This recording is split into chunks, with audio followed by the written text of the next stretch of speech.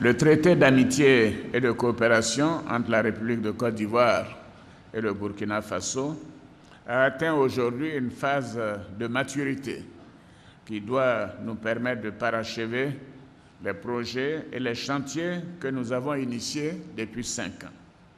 Dans ce cadre, nos gouvernements doivent veiller à ce que les nombreux accords signés depuis la création du traité d'amitié et de coopération soient effectivement mis en œuvre.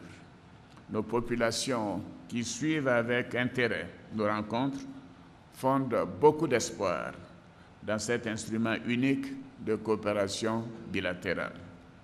C'est pourquoi je saisis cette occasion pour demander à nos chefs de gouvernement et à nos ministres de faire preuve de plus d'audace, d'engagement, de détermination et de célérité dans la mise en œuvre de nos décisions. Je me réjouis de la mise en place, conformément à l'article 16 de notre traité, du cadre de concertation au niveau des chefs de gouvernement sur les décisions et recommandations du traité d'amitié et de coopération.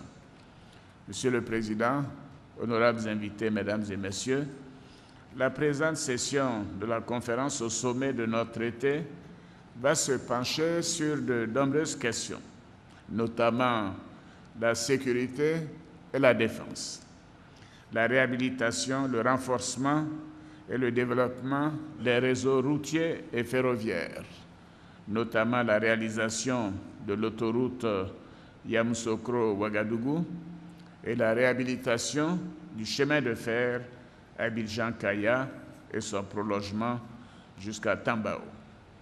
Le suivi de la situation post-évacuation du parc national du Mont Péko, la délimitation de notre frontière commune, la fourniture d'électricité et d'hydrocarbures au Burkina Faso.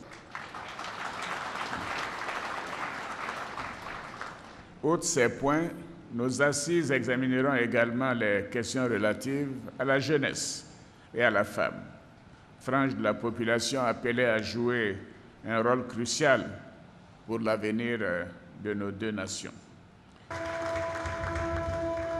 Pour nous permettre d'atteindre une satisfaction maximale de nos efforts constants d'intégration et de coopération, nous avons besoin de paix et de stabilité dans nos pays et dans notre sous-région.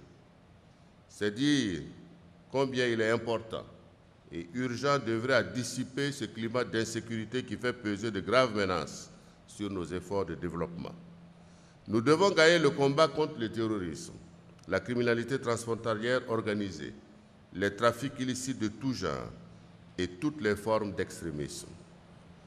Monsieur le Président, les peuples ivoiriens et burkinabés partagent légitimement de fortes attentes vis-à-vis du traité d'amitié et de coopération, singulièrement des conclusions de la présente session.